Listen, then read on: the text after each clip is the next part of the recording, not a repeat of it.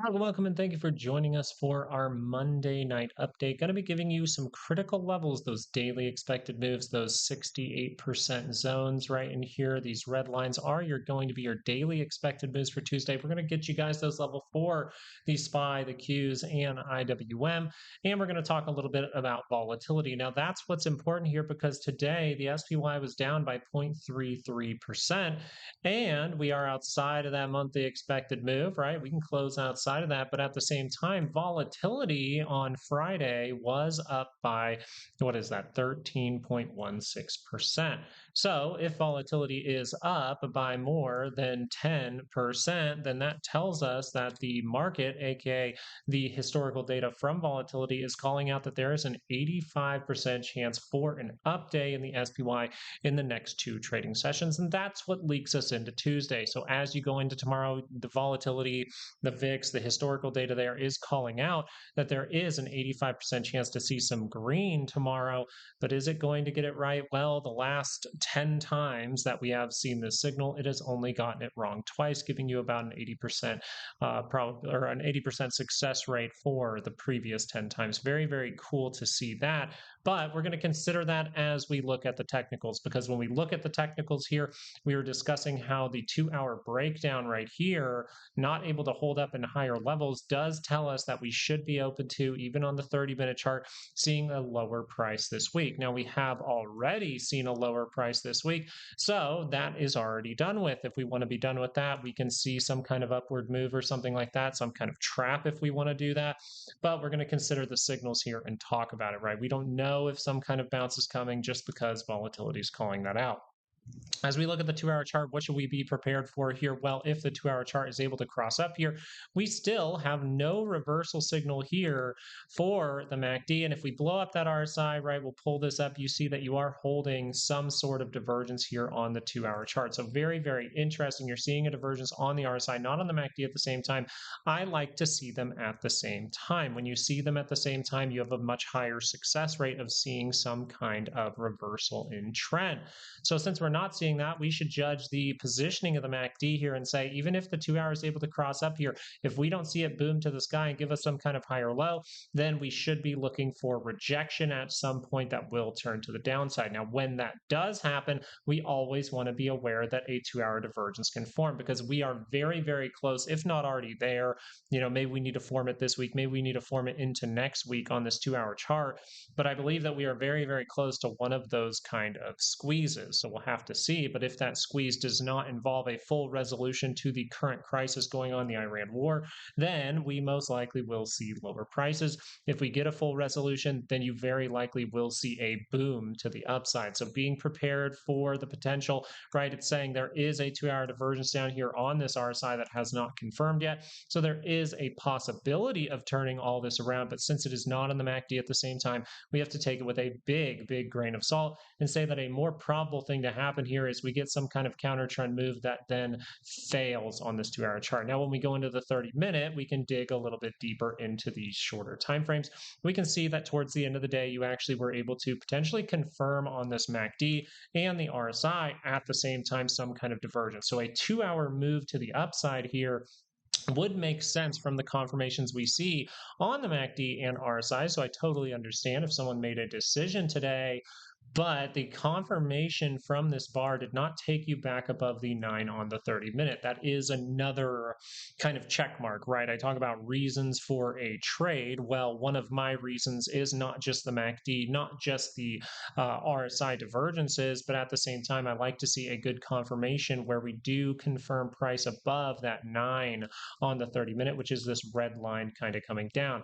Because if we're not able to do this, if we're not able to fully go positive here and take back that 5-day at all, well, that can still be resistance, and that's where we have to talk about our daily expected moves. If this wants to fail right away and we curl to the downside right away, well, then we need to be paying attention to 624.32. That would be your lower expected move for Tuesday. But to the upside, we see 630. That was a big ass circle. 639.62 to the upside. Well, if we're going to see those divergences, then technically, if we're going to get some kind of surprise, which tomorrow you do have data, I will double check on that because I have already forgotten the data for tomorrow, to be 100% honest. It is the JOLTS job opening. So, a big piece of data. A lot of people pay. I actually watched a video today breaking down a lot of people's situations with the job market right now, and it doesn't really look pretty. It looks like a lot of layoffs happening, but we'll see what we get as far as the reaction goes. I just think that most data drops and things like that are utilized to make whatever move happen, and then you can make sense of it after, right? No matter what, which way this jobs number comes out, it will be probably utilized as an explanation for whatever move we get, right? That's how I see it. But this 30-minute divergence here, very, very important. So if we get a nice number from that, that comes out after the market is open for about 30 minutes, then we can see some kind of surprise to the upside. But as we will have some time there, we'll see if we actually get a good confirmation right here, because this is a 30-minute divergence in the middle of your zone, which is suggesting that the 2-hour can get a reaction here. We'll see if that 2-hour is able to get that. We'll see if the volatility, the VIX, is able to call this.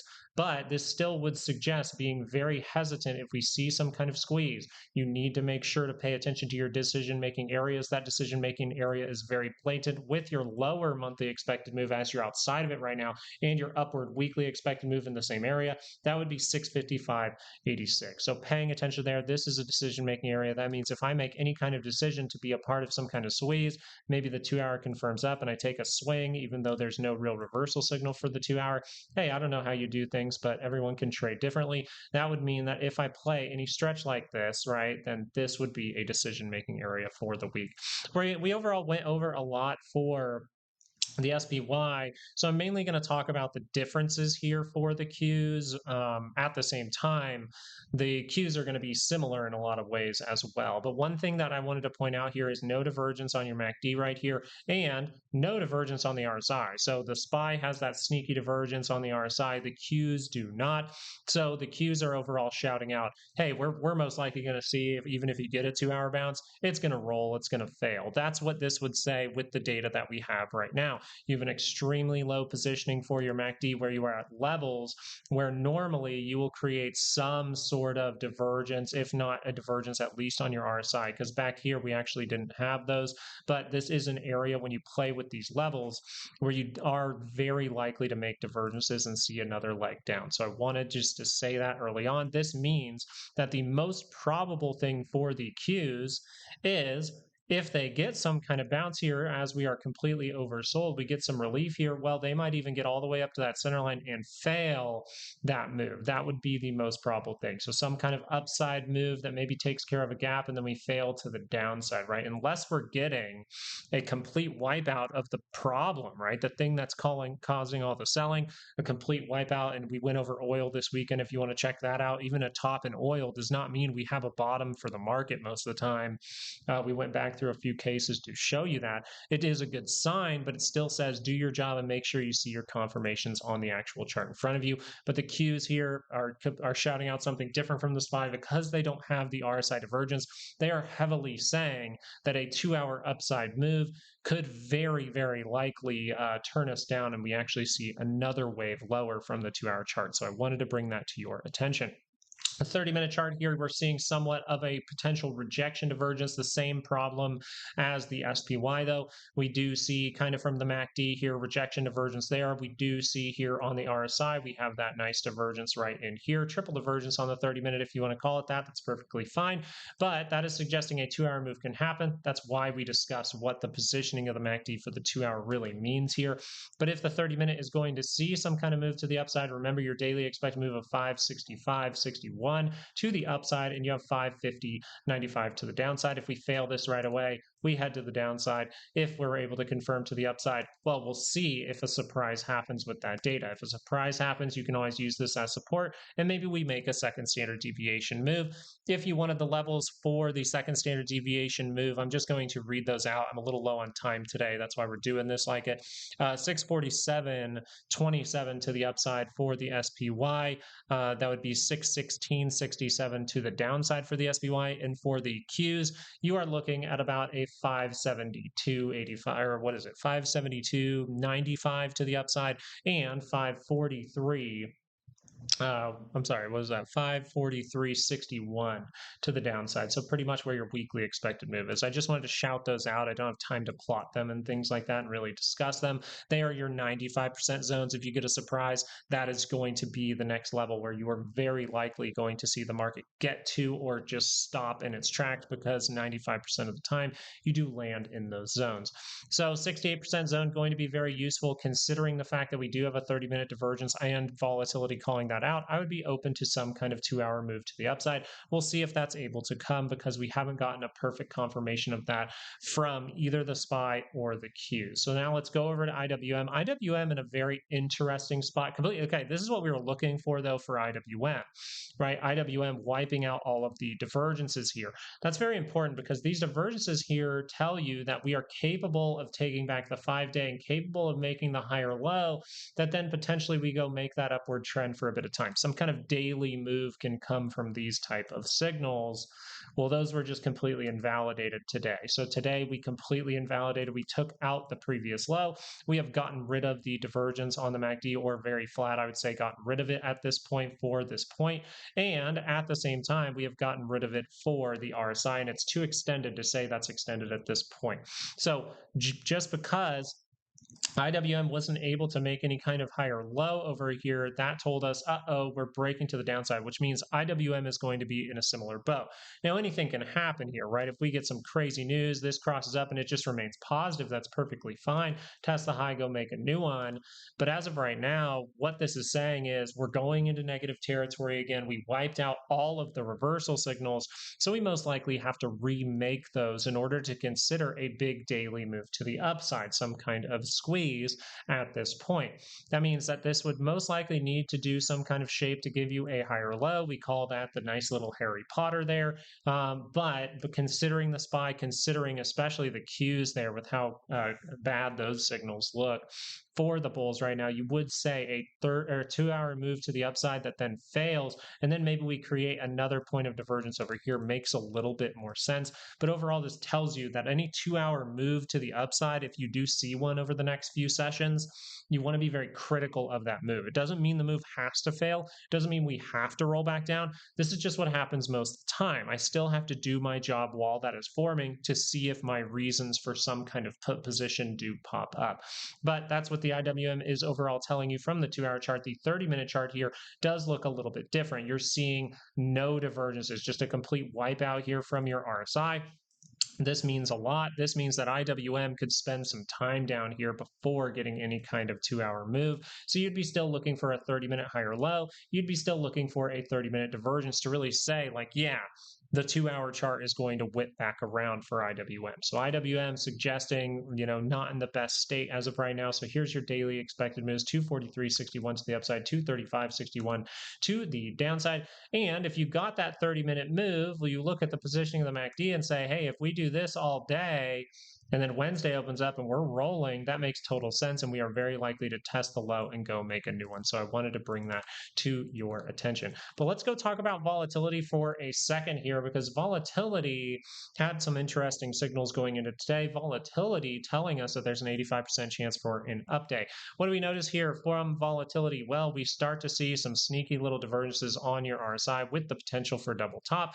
We do see that divergence starting to pop up on the MACD right over here with the flatness there, but not on the RSI at the same time. So this is another proof here. When they're at the same time, better success rate. You notice that because we didn't have them at the same time, you're always aware if that 30-minute can do what? Whip up into positive territory again. We actually saw that. We saw a lower price.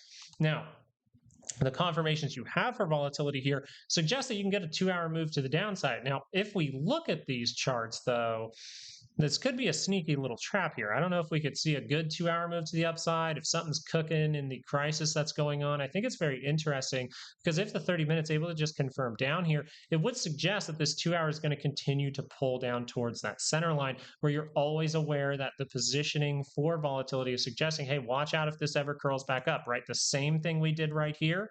Notice how it's still marked off too. That's pretty cool. The same thing we did right here, those 30-minute divergences that made us aware that this could happen. right? Even though we were paying attention to if it would roll in this area, no, it didn't, right? This is our risky signal right here. It triggered, and you notice it followed through right here. So we're up, up, up and away. Well, we did just create a sneaky little 2-hour divergence right here. So that'll be interesting to see how this develops. But as of right now, with volatility, the shape of it, you would say another wave of volatility is definitely possible, if not even probable at this point. So I'd be watching volatility very carefully, because at the end of the day, the daily chart here, and this is why I'm kind of talking about it like, hey, if this is going to curl down, right? I wanted to point out that 2-hour divergence on volatility, because if for whatever reason the daily chart's able to curl down right here, you do have divergences. You have a divergence on your RSI. If it just curled down, you have that divergence, very slight, but it is there. You can actually pull this up and go like this. Okay, this could be wiped out tomorrow if we just see more volatility, by the way. This isn't something I'm like causing me to buy right now or anything like that, but you do have potential daily divergences saying, hey, if this curls down, someone could have an argument. Someone could use that as an argument to say, hey, this could be a potential bottom, which I think is very interesting. Now, I'm not suggesting that there's a bottom, right? What I'm suggesting here is, in my opinion, the 2-hour chart has not shown me the signals to say that a high probable bottom has come, right? We've talked about a high probable bottom right over here. We've talked about it potentially even in these areas. If you're able to carve out a divergence right here, we wiped that out. Therefore, we still need to see a higher low from the 2-hour. We need to see a 2-hour divergence to suggest that this can turn around with some kind of daily move to the upside. And even then, we know that the daily chart is extremely negative. So even the daily chart here is suggesting that you need to see a mega squeeze to get out of this. Because if we just do some kind of move like this and then we fail, and that's in negative territory, that would suggest that we are going to test the low and go make a new one. But it looks like we are setting up a recipe for some kind of move like this, but we haven't seen the information, enough information from the 2-hour chart to suggest it's happening right now at this exact moment. But I've shown a couple of ways of how that could develop by the end of the week. I hope that this video was helpful for you. That's the overall goal of the channel. If you enjoyed yourself, if you think you got something from this video, even if it was just the daily expected moves for some helpful levels, the best support and resistance that you're ever going to see, hey, if you wanted those, I mean, IWM stopped directly on one today. Pretty cool. Those are very critical, but even if you just found those helpful, even if you didn't pay attention to anything I said, hey, leave a like if it did help you out, all right? Have a good day, guys. Have a great one. Make sure to spend some time with family and friends and things like that, and just be nice to each other. All right. I think we need some more of that right now. Peace out, guys.